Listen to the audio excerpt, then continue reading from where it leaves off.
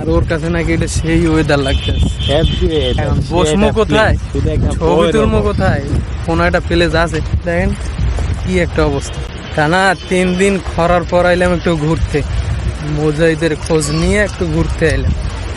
আর এটা কি তা আবার কম সম দূর জায়গায় না, 60 গম্বুজ, বাগেরহাট, খুলনা বিভাগ।